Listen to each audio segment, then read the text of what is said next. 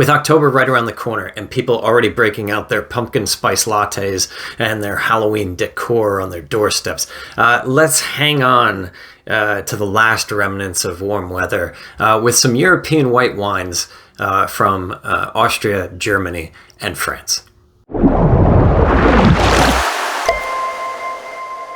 Hi there, and welcome back to the channel. I know we've got some summer left, just like an ounce, I think. What days? We're counting down the days. But I also know some of you pulled out your spooky stuff the day after Labor Day, so don't try and deny it. We've got a couple of options here from Germany, Austria, and France to kind of bridge us over that from warm weather into cold weather, still trying to hold on to the last vestiges of the warm weather. But these have some nice options to kind of ease us into our cold weather wines.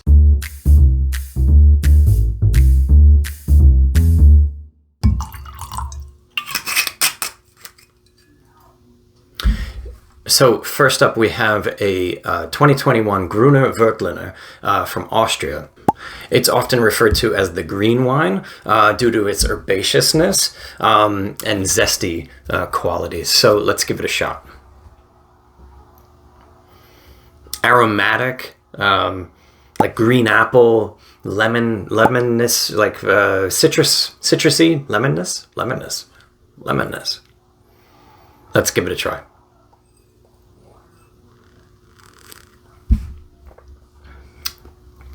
It's nice, peppery, again, that citrus, that apple, really nice. Again, not complicated. If you're a regular, Sauvignon Blanc drinker, this is right up your alley.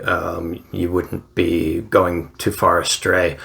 Because it's an Austrian wine, it's not your common, run-of-the-mill U.S. wine. French, Italian, we've kind of ventured out. A little bit of a wine fool level 2 here. Really kind of a beginner, wine fool level 1.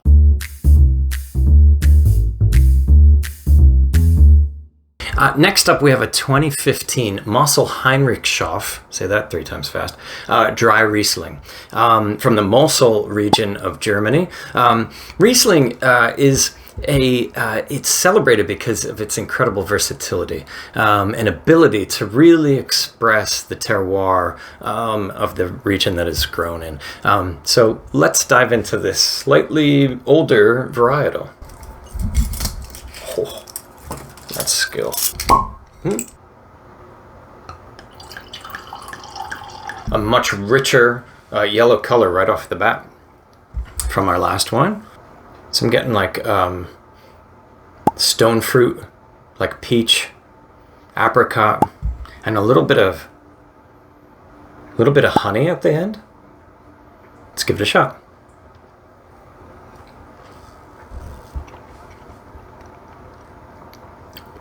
Ooh, okay. Lots going on with this one. Definitely kind of right off the bat, wine fool level 2. A little bit more complicated. Good fruit on the tongue, acidity, but balanced with a little bit of sweetness. Again, this is a dry Riesling. I'm not a huge, even like a standard Riesling is a little too sweet for me, too high in the sugar levels. This is really interesting, really interesting white wine. It's got levels of complexity. So a little bit different, a little bit more interesting, a little bit more adventurous. Really strong. There's something in the middle. I don't know what it is. there's a fruit, almost like a dried fruit that I can't put my finger on. But really interesting white wine. Again, not a huge fan of sort of especially your sweet Rieslings or your standard Rieslings. Love a good dry Riesling. This is interesting. Highly recommended for my wine fool level 2s looking to push into something maybe, if you haven't tried Riesling from Germany, highly recommended for this one.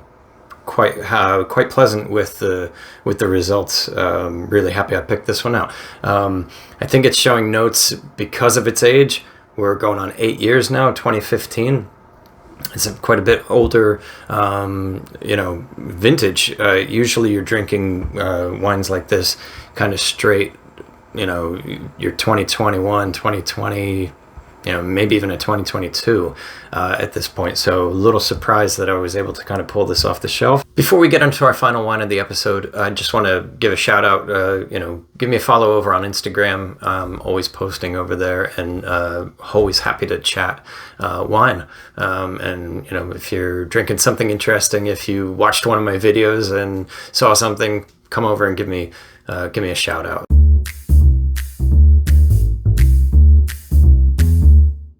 Last but certainly not least, we have a 2021 Willm Gewurztraminer, which is always fun to say, from Alsace, France, which is right on the border of Germany. It's like it was meant to do that. Gewurztraminer is celebrated for its aromatic complexity. So let's give it let's see if it holds up to the hype.